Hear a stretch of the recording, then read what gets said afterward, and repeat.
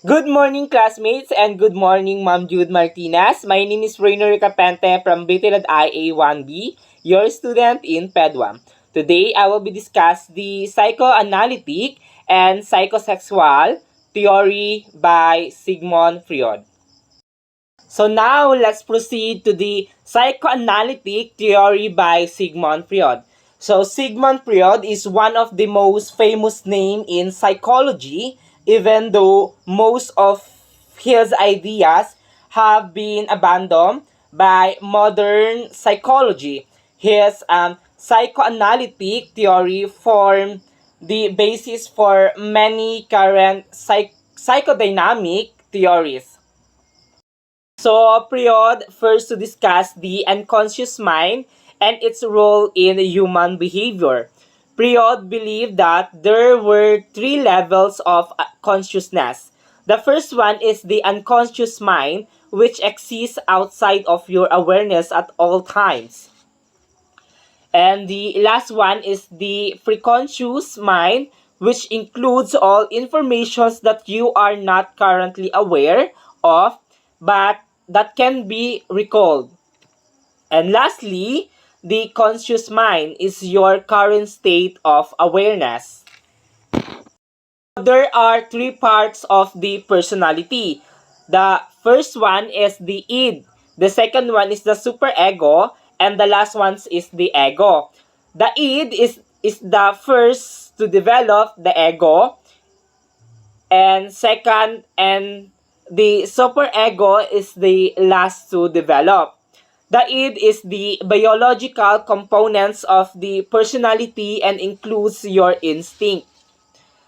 And it operates our unconsciousness mind. It is like the little devils sitting on the cartoon character's shoulders that's always selfish and needy. Pleasure principles, the idea that all of your needs should be met immediately. And the superego, then there's the superego. The superego exists in all levels of consciousness. The superego is like the little angel. And finally, we have the ego. The ego operates in your preconsciousness and unconscious mind. The ego is part of the personality that makes your decisions, that is like the cartoon character in the example. The ego is the middle, makes the decisions and faces the consequences. The ego operates accordingly to the reality. So now let's proceed to the psychosexual development theory of Sigmund Freud. So here are the five stages of psychosexual. The first one is the oral stage. The second one is the anal stage. And the third one is the phallic stage. Then the fourth one is the latency stage. And the last one is the genital stage. So accordingly to Freud, a person goes through the sequence of these five stages are along the way. There are needs to be met. Whether these needs are met or not determines whether the persons will develop a healthy personality or not. The theory is quite interesting. For many, because Freud identified specific erogenous zones for each stage of development. These are specific pleasure areas that became um, focal points for the particular stage. If needs are not met along the area, fixations, of course, as an adult, the persons will know manifest behaviors related to this erogenous zone. So the oral stage from birth 18 months Erogenous zone is the mouth during the oral stage. The child is focused on oral pleasures like sucking. Too much or too little satisfactions can lead to an oral fixations or oral personality, which is shown in an increased focus on oral activeness. These types of personality will be oral receptive. That is, have a stronger tendency to ar- smoke, drink alcohol, and overheat. It may also lead aggressiveness, that is with a tendency to bite his on hair nails or use coarse words or even gossip. As a result, these persons may become too dependent on others easily. Foiled and lack leadership traits, on the other hand, they may also fight these tendencies and became pessimistic and aggressive in relating with people. So the second one is the anal stage from 18 months to 3 years. The child focus of pleasure in this stage is the anus. The child finds satisfactions in eliminating and retaining faces. Through society's expectations, particularly the parents, the child needs to work on toilet training. Let us remember that between 1 year and a half to 3 years, the child's favorite word might be no. Therefore, a struggle might exist in the toilet training when the child retains phrases when asked to eliminate, or may choose to defecate when asked to hold visas. For some reasons, in terms of personality, fixations during the stage can result to being anal detentive and obsessions with cleanliness, perfection, and control, or annual impulsives where the persons may become messy and disorganized. The third one is the phallic stage from age of 3 to 6. The pleasure or the erogenous zone is the genitals. During the preschool age, children became interested in what makes boys and girls different.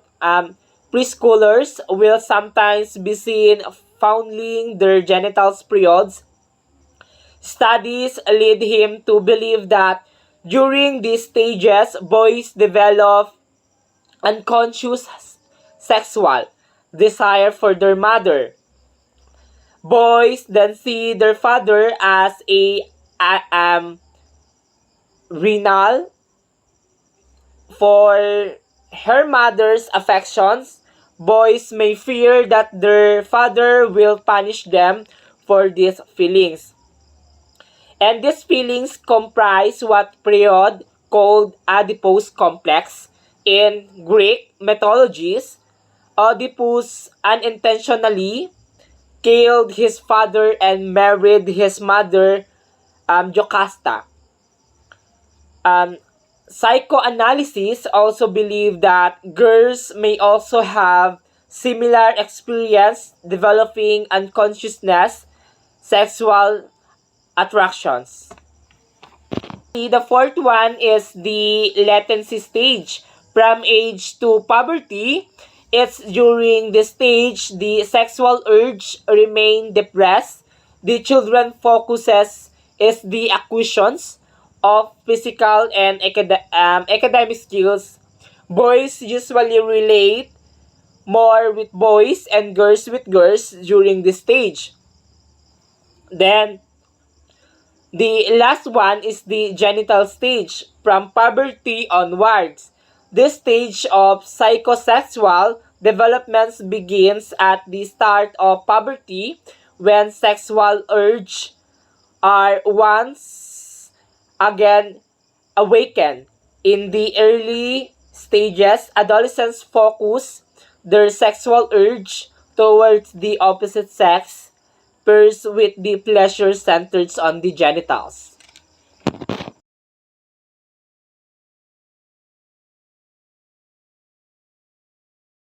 Good morning, Coach Jude. Good morning, classmate. I'm Alexa Bejarano, and I will recap the topic of Rainer Caprente, the Sigmund Freud Pituitative Theory. The sensory motor stage, birth to 2 years, sensory exploration, impact learn primarily through their senses, sight, hearing, touch, and taste and smell, and their action, grasping, sucking, and reaching. They actively explore their environment using their bodies to understand it. Object permanence, crucial development is object permanence, the understanding the object continue to exist even when they are out of the sight. Before this is, if a toy is hidden to be acts as if has disappeared as they develop. They begin to search for hidden object. Cause and effect, babies begin to understand basis causes and effective relationship. For example, they learn that shaking a rattles make a noise, or that pulling a blanket cause of a toy to move. To understand the growth of complexity throughout the stage. The professional stage, 2 to 7 years old, symbolic thinking language, a major leap forward to the develop of symbolic thinking. Children begin to use words. Ecocentrism. Professional children are highly ecocentric.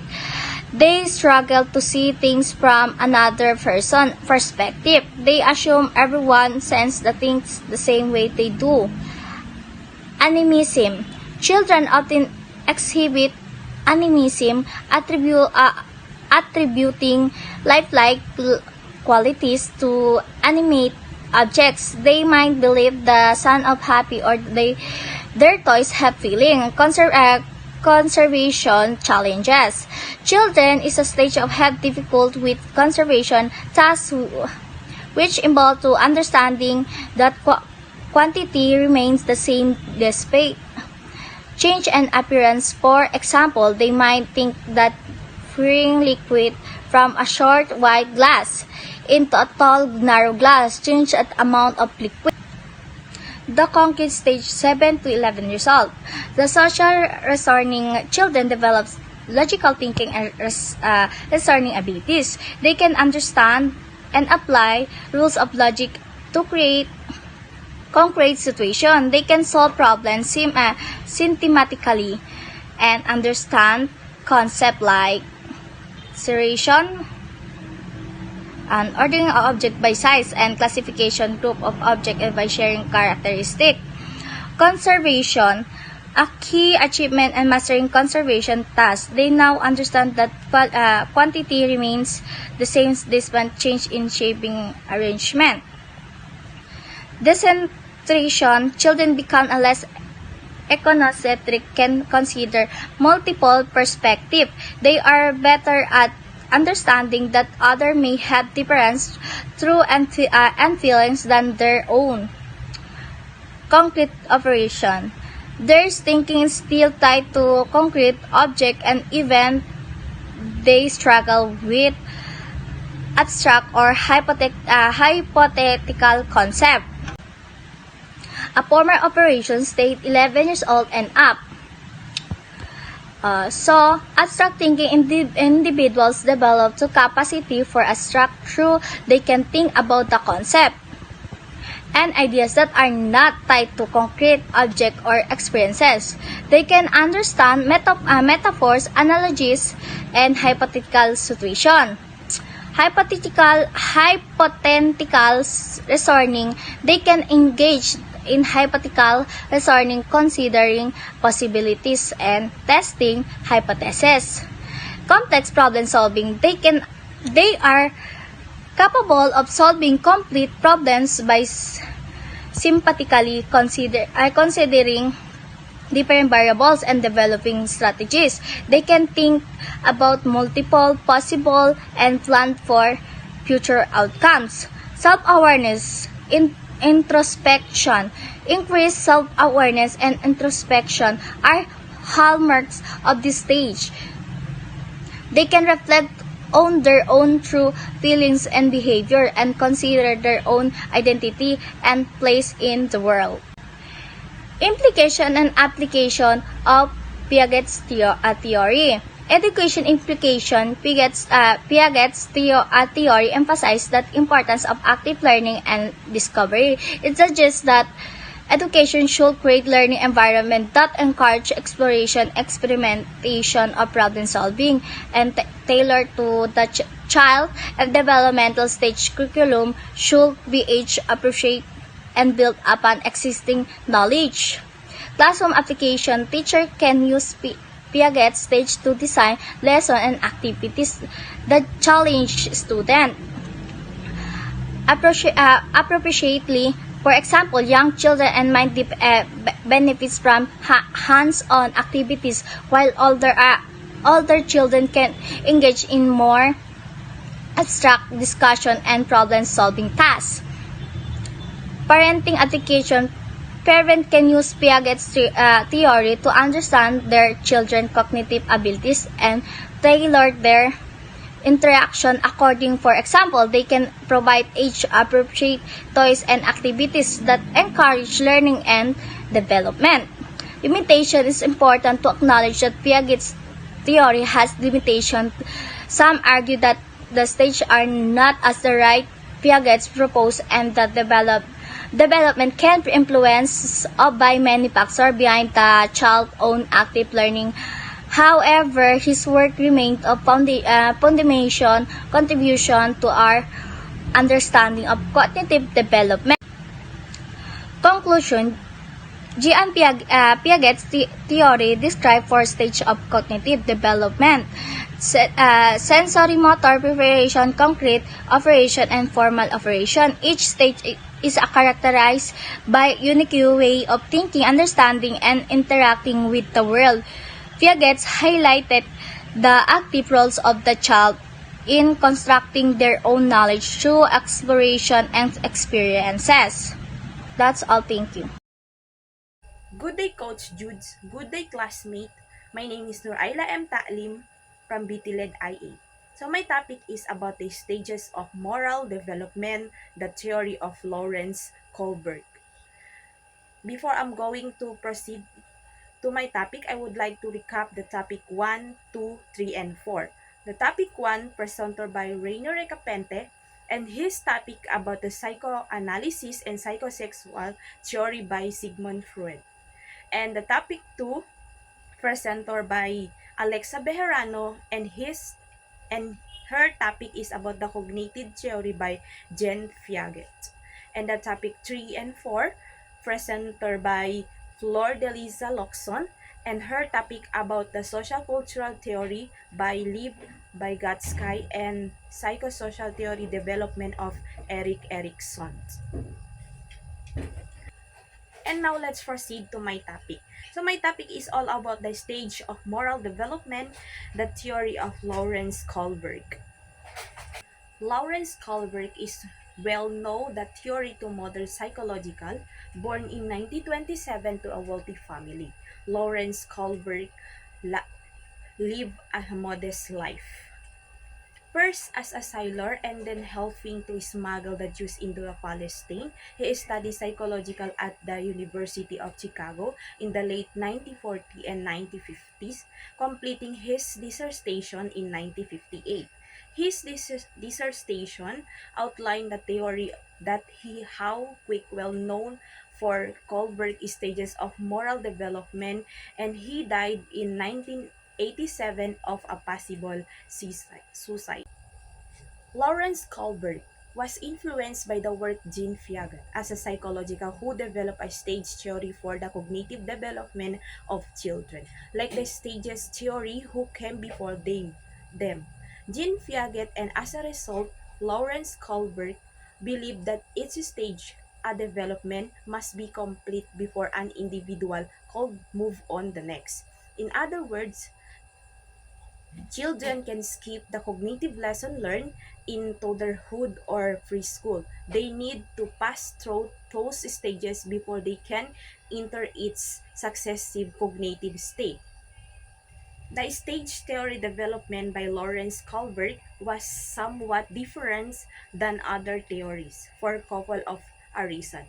First, Kohlberg did not assign specific age spans to each stage. In the fact, his hypothesis that many people never reach the final stage no matter how long they live. And second, Lawrence Kohlberg did not deal with psychological or cognitive development as a previous stage theory had.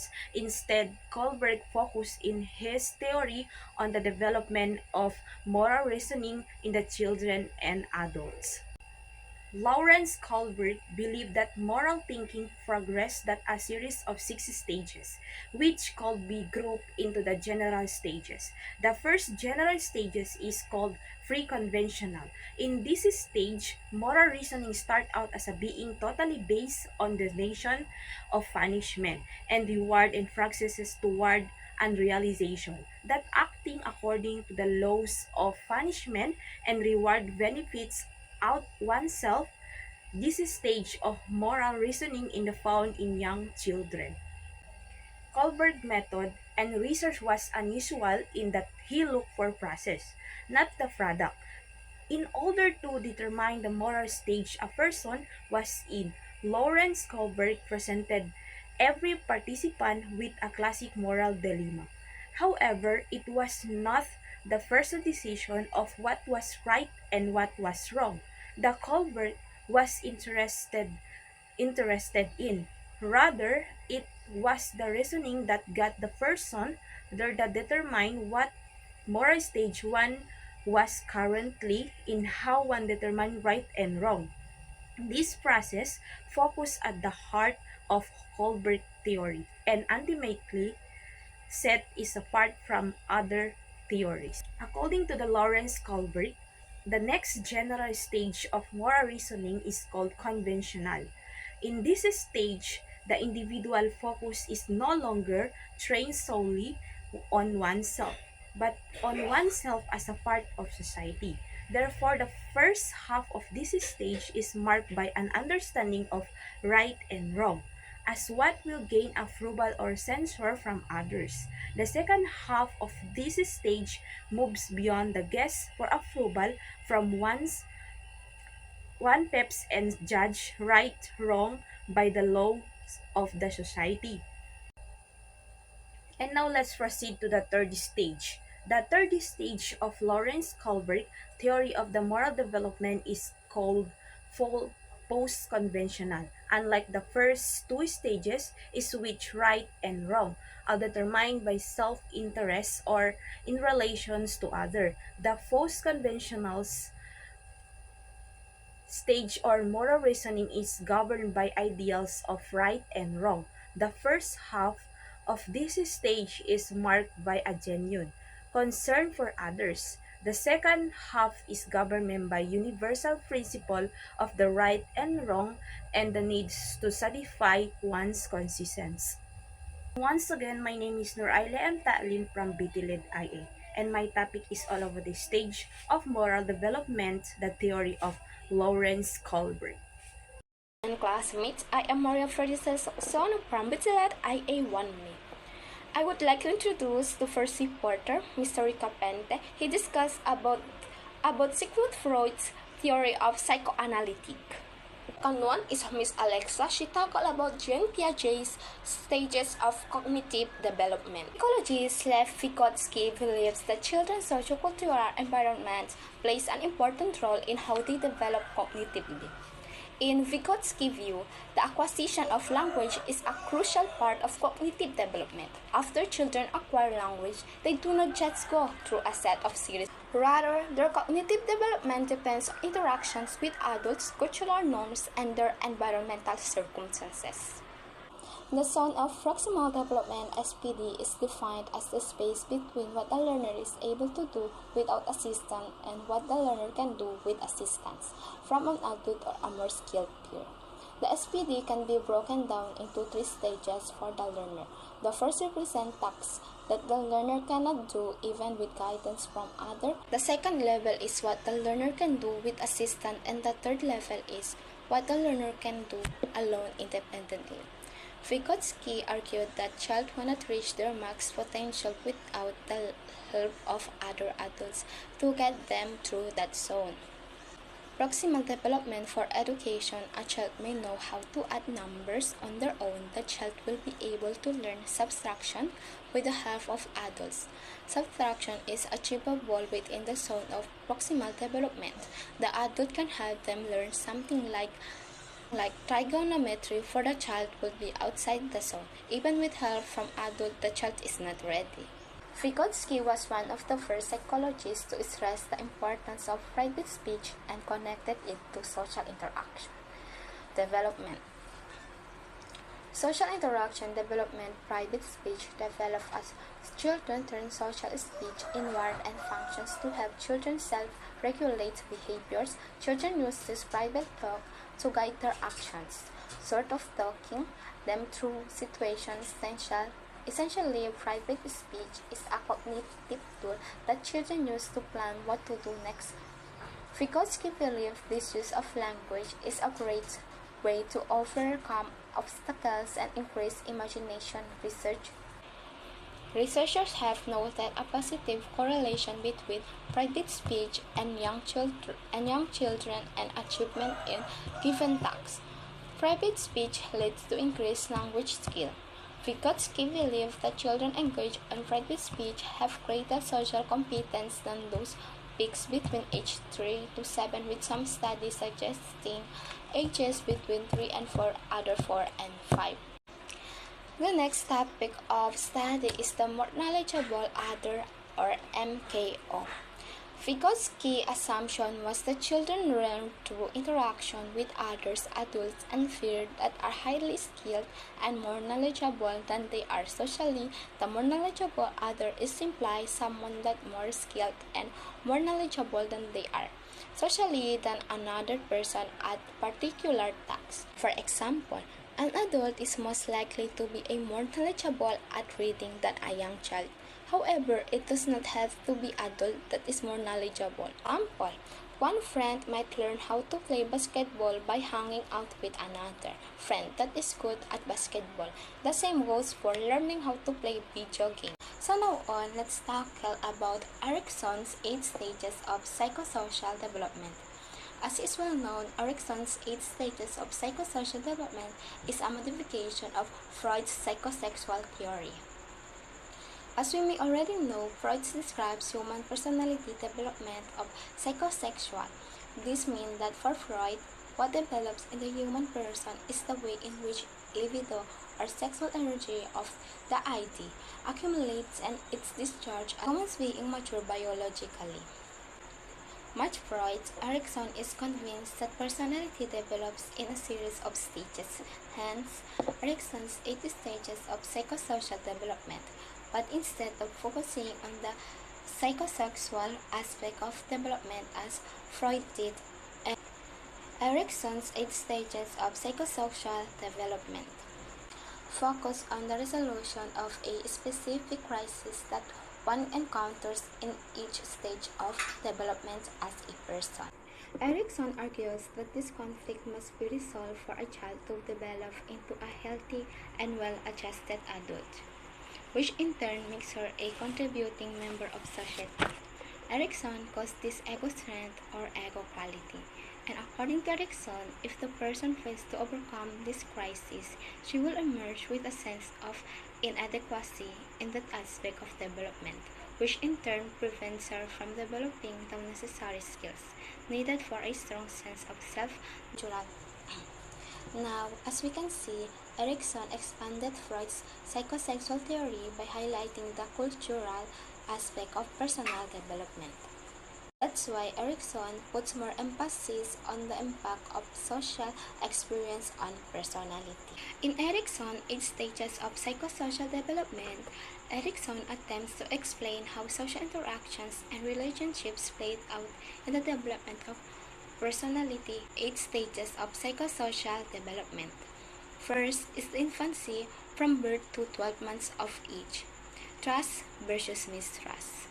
Infancy, which occurs between birth and 1 year of age according to Erikson, this is the most fundamental stage in life. During this stage, the infant is utterly dependent on the parents, especially the mother, for sustenance and comfort. According to Erikson, the parents are consistent in providing the infant with a secure environment, including the satisfaction of the infant's basic needs, such as food, love, and safety. The infant develops a sense of trust. If the parents are inconsistent in providing the infant with what she needs, a sense of mistrust will develop on the part of the infant. According to Erikson, mistrust will lead to feelings of frustration, withdrawal, suspicion, and a lack of confidence. Erikson believed that a successful development of the infant's personality during this stage involves striking a balance between trust and mistrust. However, it is not advisable for the infant to be exposed to prolonged situation of mistrust. Early childhood, age 1 to 3 years, autonomy versus shame and doubt. The second stage in Erikson's 8 stages of psychosocial development occurs early childhood between age 1 and 3 years. According to Erikson, the child begins to explore the world and learns that she can control her actions and eventually acts her environment to get results.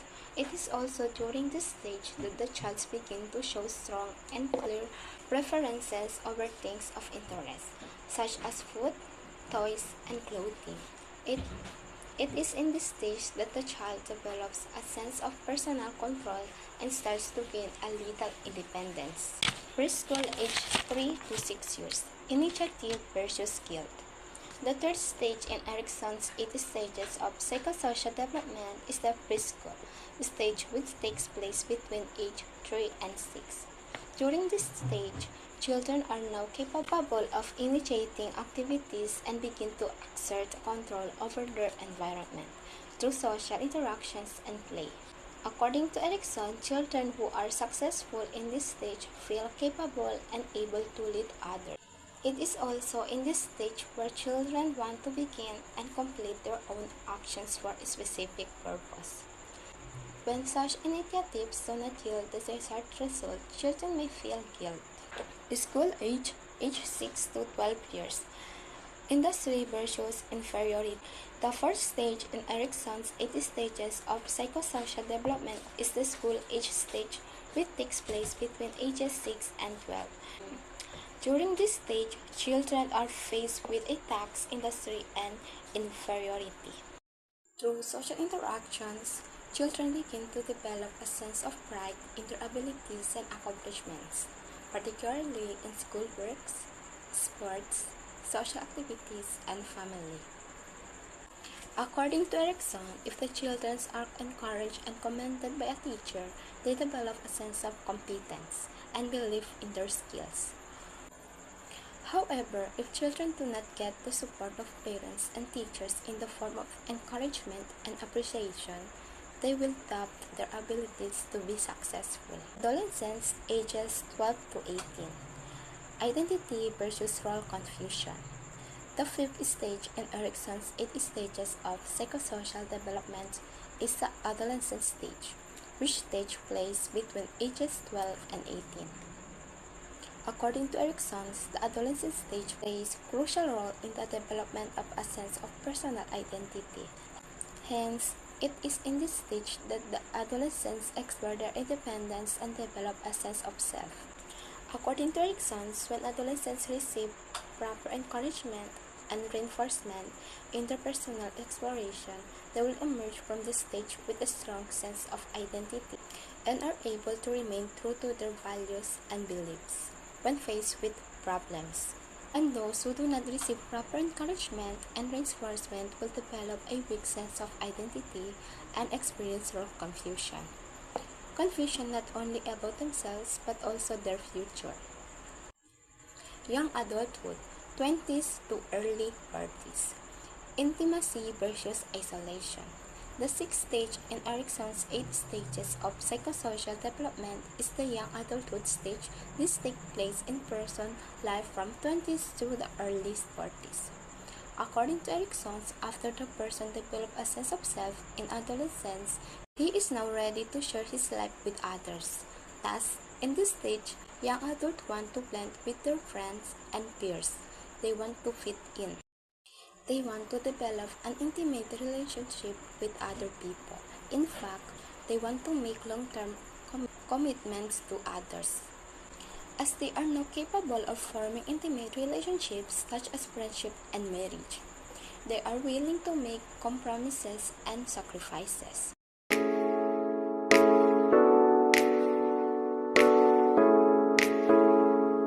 Good day, everyone, especially to you, Ma'am Judith Martinez, or AKA as Coach Jude. Before anything else, let me first introduce myself. My name is Rosalyn J. Mahadali, and today I'm going to discuss to you the topic that were given to me, which is Yuri Bronfenbrenner's ecological system theory. Yuri Bronfenbrenner was born on April 29, 1917, on Moscow, Russia, and he died on September 25, 2005 at Ithaca, New York. American psychologist Yuri Bronfenbrenner formulated the ecological system theory to explain how social environments affects children's development. This theory emphasized the importance of studying children in multiple environments, known as ecological systems, in the attempt to understand their development. According to Bronfenbrenner's ecological system theory, children typically find themselves enchained in various ecosystems, from the most intimate home ecological system to the larger school system, and then to the most expensive system, which includes societies and culture. Each of these ecological systems inevitably interact with and influence each other in all aspects of children's lives.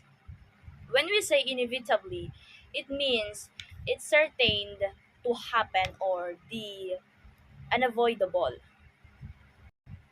So this is the reference or the source that where I get the information about Bronfenbrenner's ecological system theories. So that's all. Thank you.